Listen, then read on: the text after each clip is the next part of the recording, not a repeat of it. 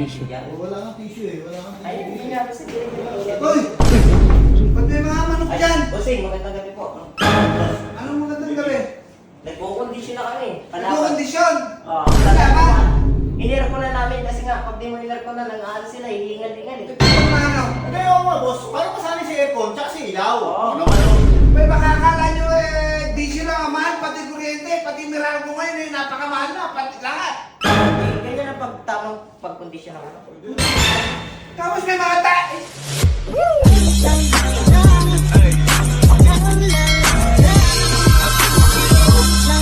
Yun guys, kinokondisyon na natin ang mga panglaban natin. Ako Brownie. Kailangan makabawi tayo. Umaga tayo. Siyempre, ayan o, pang champion ulit yan mga ka-6'9". Ayan, mga ka-6'9, ni-airconan po namin.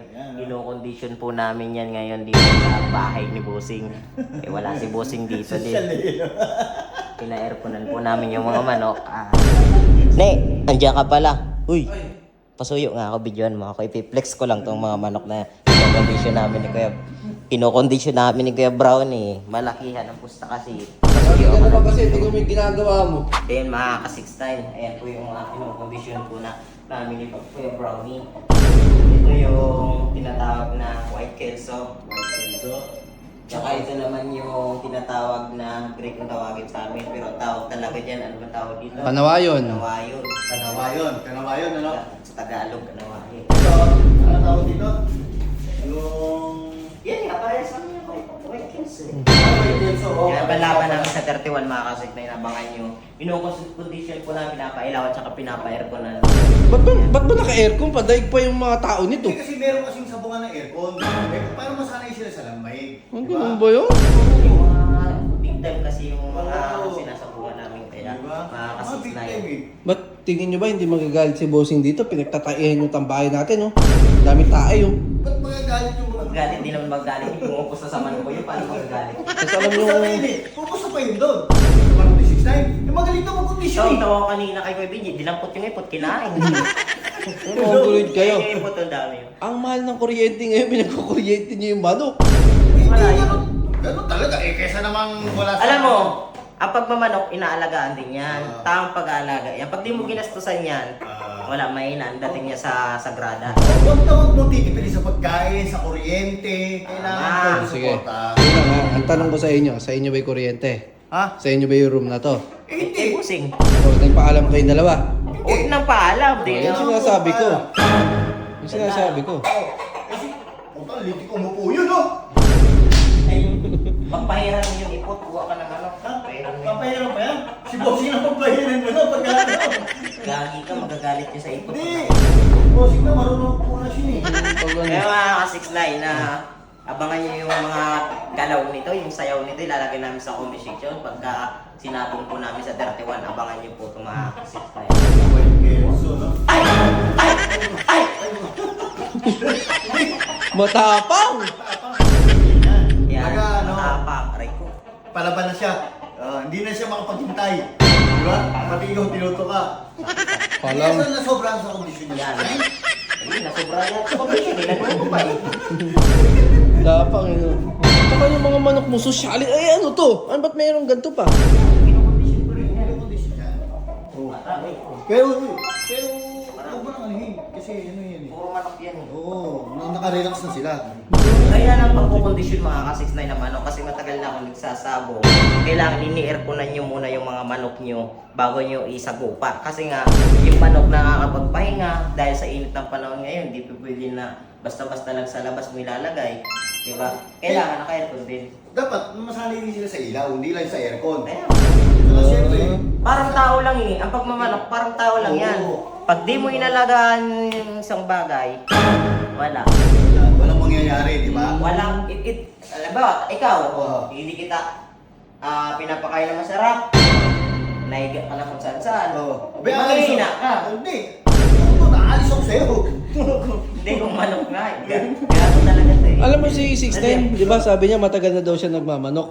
Matagal na siya nagmamanok, panalo na lang ang kulang. Hindi, marami na ako na ipanalo Hindi, eh. na ito na ipanalo. Hindi. Hindi lang niya binibidyo, no? Marami na ako na ipanalo. Oo. Ako na lang hindi niya ipinanalo. Pero ito sa manok kasi mga ka-6'9" eh. marami nagsasabi na sugal daw to, wala daw yung mayaman dito. Actually guys, totoo yun. Hindi yun. Dating nakakotse, ngayon nakabike na lang.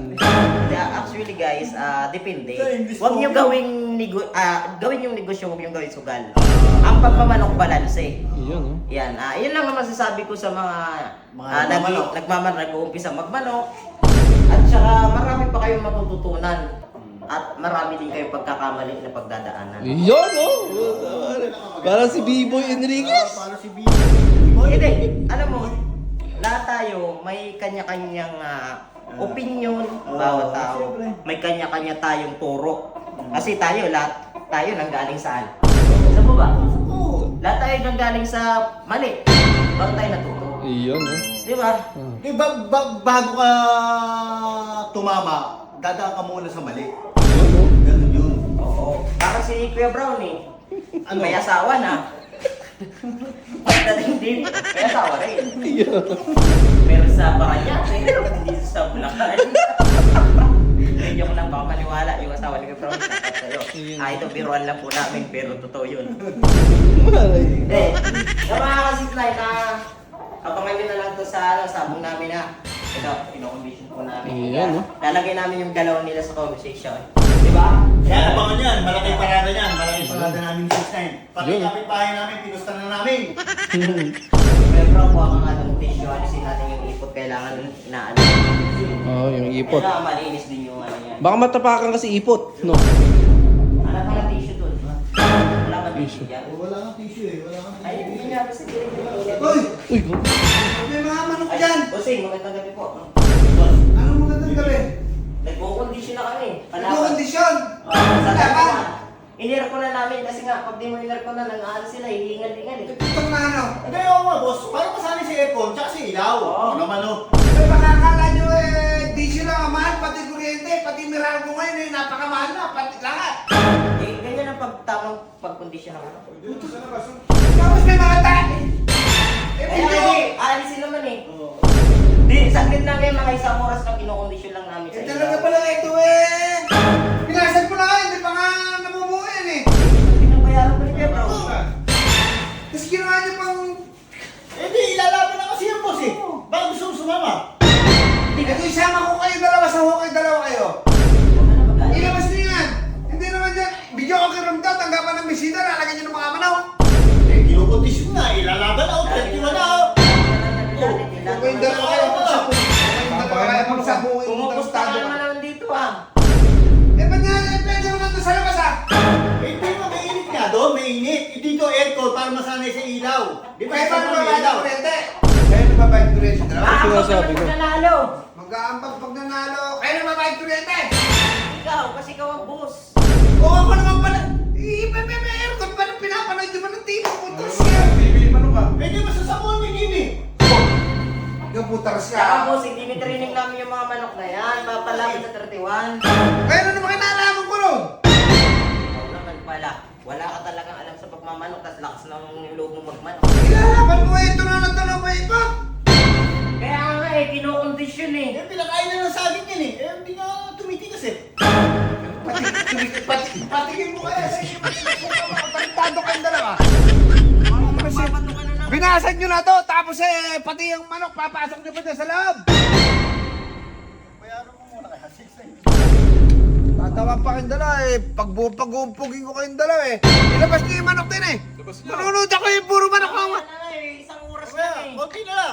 Ako nga, di na ko nagpapailaw Kayo doon pa sa loob, naka-aircon pa. Pag kami nagtigo, di kayo pupusta sa manok mo.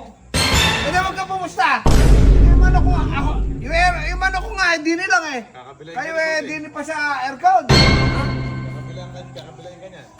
Ano ko kabila, ilabas nyo yung dalawa to.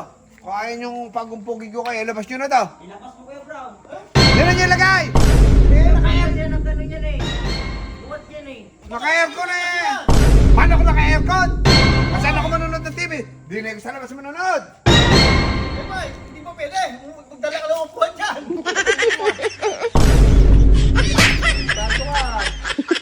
Nagdala ka doon ng upuan sa labas. Pag-uumpugin nyo kayo ni 6 na kayong dalawa. Yung isang gabi, binasag nyo na to. Ngayon naman, lalagyan nyo pa ng manok. Pag meron pang may kortina doon, ano ba yun? Ma, may kurtina doon sa gilid. Ayun ang papahinga, huwag ka maingay. Nai-store mo, may stress yan. Tanggalin nyo na to. Natutulog na yun eh. Tanggalin nyo na nga. Pinapahinga nga yan eh. Kaya, konting oras na lang. Wali, labas mo na yan. Labas mo na yan. Wag Kuya Paul. Kuya Paul, saan ako manunod? Gago ba kayo? Ini-airconan nga yung manok eh.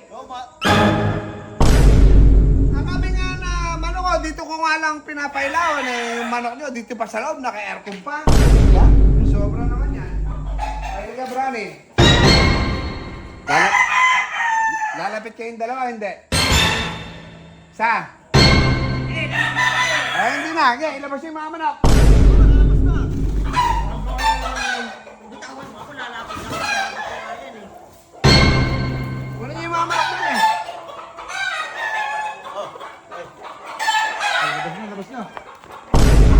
Tawa-tawa ka eh, sisipahin kita eh. Hoy, saan dadalhin Baka mo? nakakalimutan yung dalawa. Yung salamin na ipapagawa nyo, ipagawa nyo yan ha. Hindi mahuli oh. Chenelasin ko talaga kayo. Baba. Go, go, pagi ko. Ba't pati ako dinadamay mo? Hindi mga manok dyan. Eh, nagpa-video lang tong bata na to eh.